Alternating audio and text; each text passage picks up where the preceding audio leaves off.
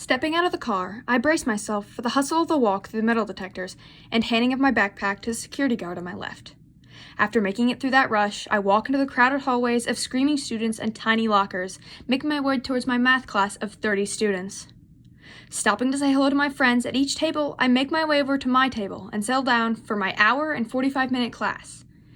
This teacher starts class by asking for homework, and a round of complaints starts up from the students who had not completed their homework that night. Rolling my eyes, me and a select few students handed in our completed homework, got our notebooks out, and waited for the teacher to start class. And so another day of my public education began. Up until my senior year, that was just what high school was like. With ups and downs, each day I got through it. Not having known any other way of learning, this is just how life was. Not aware of college prep courses or AP classes that I was missing out on, and unaware of the idea that students could care about their grades and want to achieve A's. That was until the fourth quarter of my junior year. The pandemic happened, and the whole world was thrown into online learning. Simply put, the school I was attending did not handle it very well, students and teachers alike. Online classes would be scheduled at the same time with very few students showing up. Needless to say, it was not working out for me, and I was learning less than nothing. I felt like I was being held back by the busy work and lack of teacher involvement. So that summer, with the pandemic still raging strong in the United States, I decided to switch schools, and the school that I felt was going to benefit me the most was a private school. So, start of my senior year, I walk into a completely new environment. Stepping out of my car, I walk up to the steps to the front door and enter the almost empty hallways.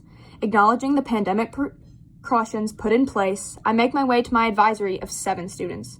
My anxiety high, I say hello to the new people I'm going to be spending my senior year with. My advisor called me over and spoke to me about meeting with my college counselor and that I should be on the lookout for an email from her.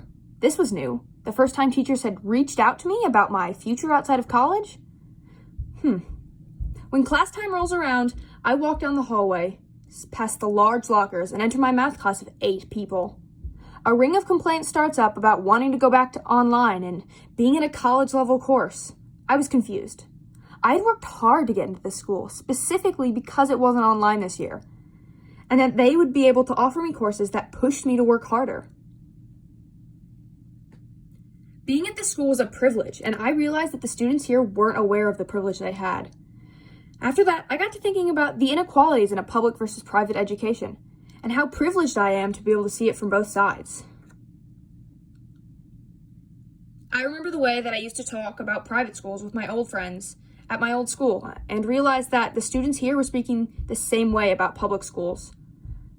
I became very interested and wanted to see if this was a national thing that was happening, so I began researching, and here's what I found.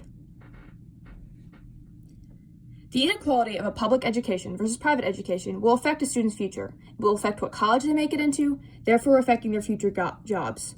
Coming from an almost entirely public education to a private education, my final year of high school, I've seen an extreme difference in the educational opportunities that both public and private schools have to offer.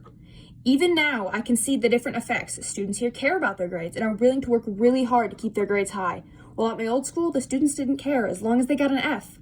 I believe this is due to the schools they were raised in and how they were raised not to care.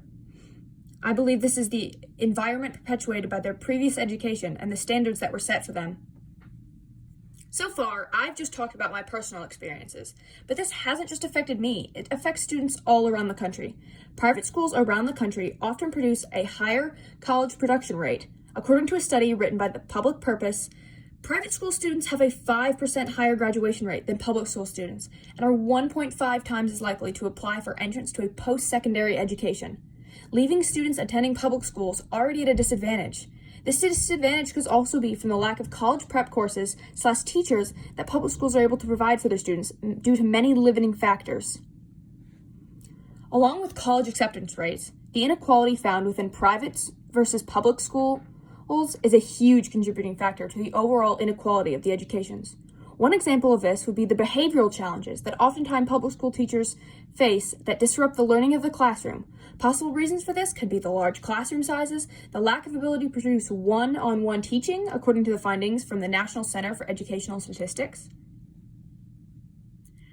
A second example that they talk about is the test scores seem to be lower in public schools than private schools, and public school students have less excuses to advance placement courses. Finally, another challenge that public school students face is exposure to crime rates and threats preventing them from learning.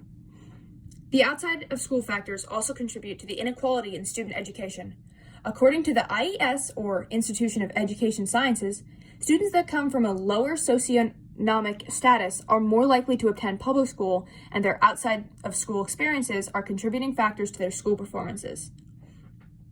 Such factors as food insecurity and inadequate medical, dental, and vision care contribute to poor educational performance, according to a paper written by the NECP. Also, according to the NECP, lack of two-parent households and parents who pursued higher education can cause poor performance, with students not having parents that are willing to help them and are willing to sit down with them. Although this is a national issue that affects kids all over, I've talked to one student currently in his senior year at the same public high school I attended about his experience. He found that they lacked college prep classes, but were quite helpful when it came to turning in his applications, although he did turn them in very late in the game. Being in a public school has encouraged him to not only look at college as his next step, but other options as well, as trade schools and ROTC. The teachers at his school have proved to be helpful, sometimes offering help nights and office hours, but many students don't care and don't put in the effort to get higher grades. As long as they're a D or higher, it doesn't matter. Overall, students' education is greatly affected by the environment they grow up in, which leads to private education being more beneficial to students, I've found out. I wish that students from my old school were able to access the opportunities that students at my new school have, that they were able to be just as prepared as my peers are in taking the next step. I'm Maggie, and thank you for listening to my podcast on the inequality of public versus private education.